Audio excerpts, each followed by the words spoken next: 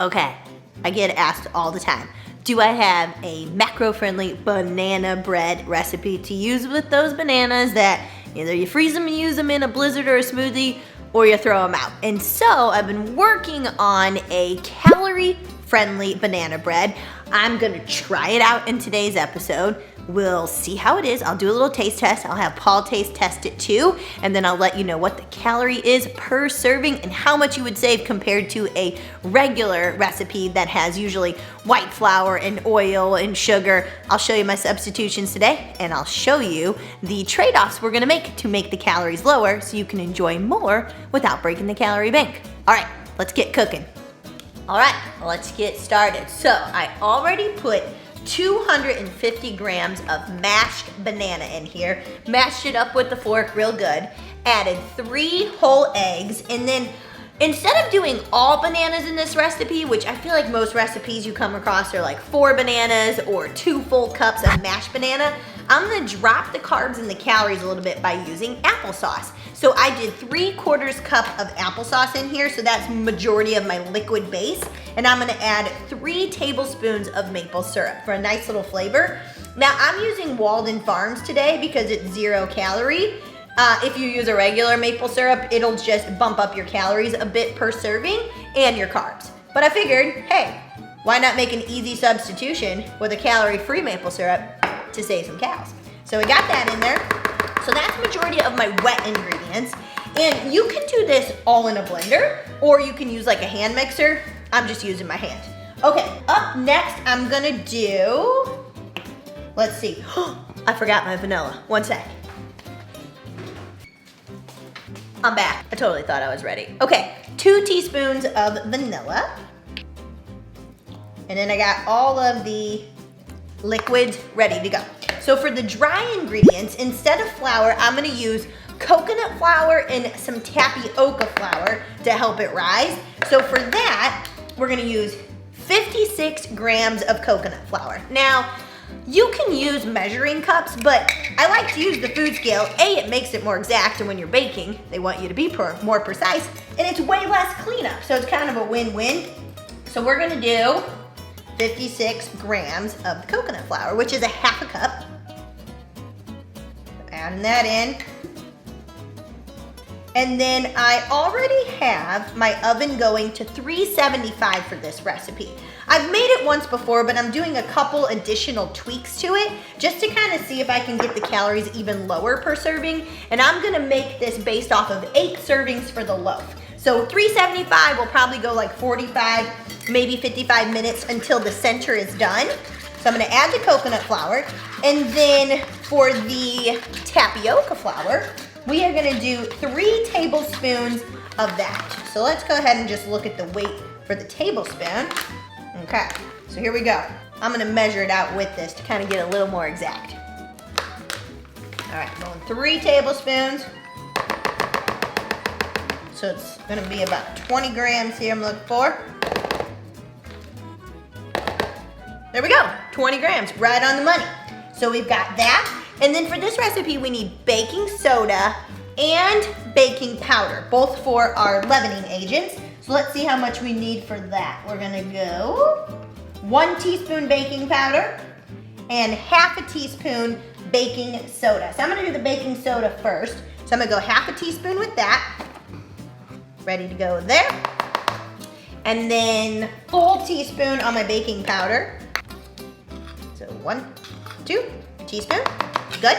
Now we need salt and cinnamon, and then we're pretty much ready to go. So we got our flour.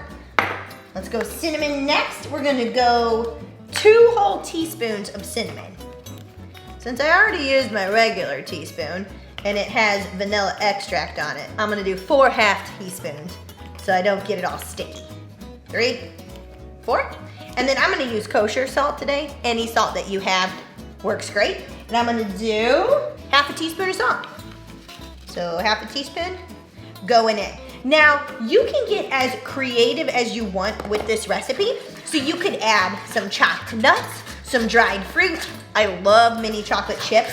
But I'm just gonna do the base recipe today to give you the macros for that. And then I'll probably just get a little bit more fancy with the toppings. And I was thinking this would be good with maybe a scoop of like vanilla halo top or any kind of ice cream you like.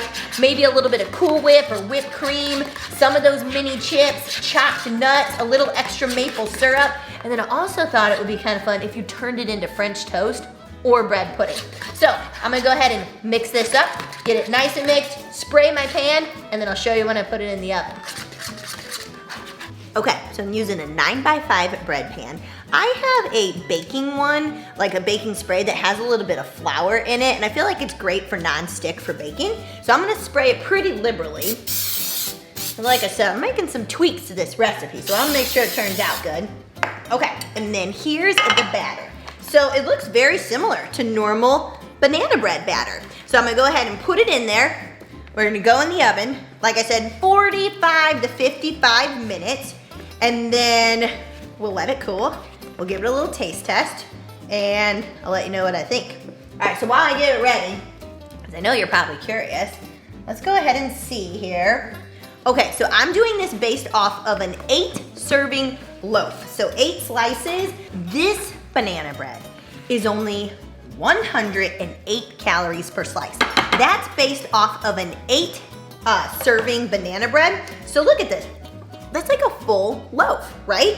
And it's only 17 carbs, 3 fat, 3 protein. If you go look up normal banana bread, it can be upwards of like 250, 300, 400 calories a slice, depending on how you're making it. So you can have the taste of it. It's going to be low calorie, so you can have more of it, and you're just not gonna feel like you're missing out. It's a great trade-off. Okay, I'm gonna get it in the oven. I'll show you the finished product when I'm done.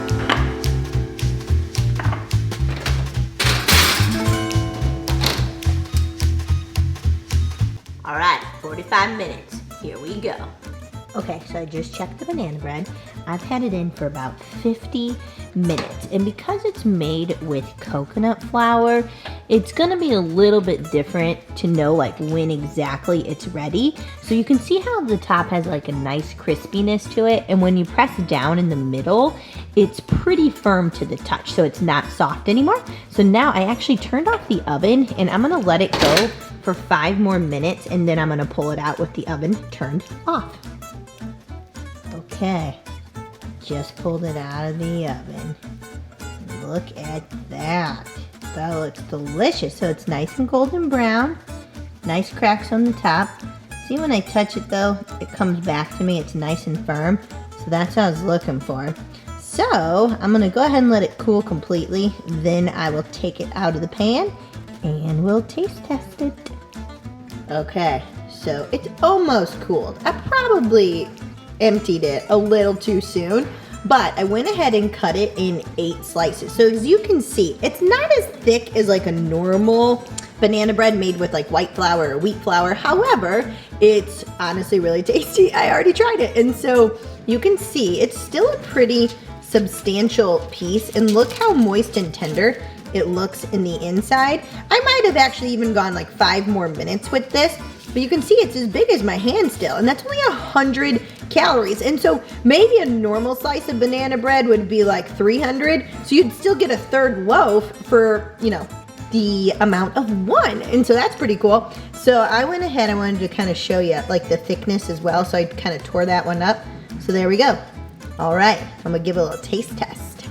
Okay, so I'm going to a party, so I'm all dialed up from where I was before. But here we go.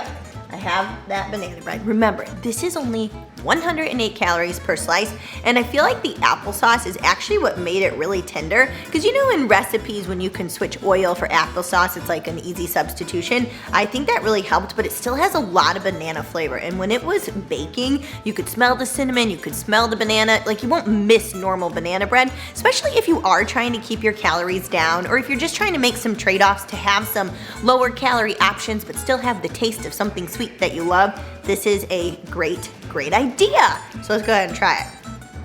I mean, it is so tender. When it fully cools, it is gonna sit up so nice. Yeah, I mean, honestly, it tastes exactly the same as normal banana bread. The texture of coconut flour is a bit different. It's a little more dense, but it is really moist. It is super banana-y. I mean, I'm not missing anything. And probably when I actually serve it for dessert, like I said, I'll do some mini chocolate chips, maybe a little extra maple syrup of the Walden Farms, and then maybe a little Cool Whip on top. It's great. And here's the other reason I love this dessert recipe. So many out there are made with protein powders, which I think is awesome. Obviously, I love my protein blizzard. I love the 5-minute ice cream. But sometimes I just want it to taste like dessert. I don't want to have to make all these crazy substitutions just to put more protein in it. I'd rather eat my protein sources during the day, whether it be from meat sources or from Greek yogurt, cottage cheese, that kind of stuff, where then I can just work these different desserts, which are carbs and fats in, and not feel like I'm missing out on anything. So if you're a banana bread fan, this is gonna be a new go-to recipe for me. I hope you give it a try. I'll be sure to share it on my Instagram page, so go check it out there. And yeah, I'll be working on some other recipes. I know fall's coming up soon, so I know I'll do a pumpkin bread recipe. All right, chat soon.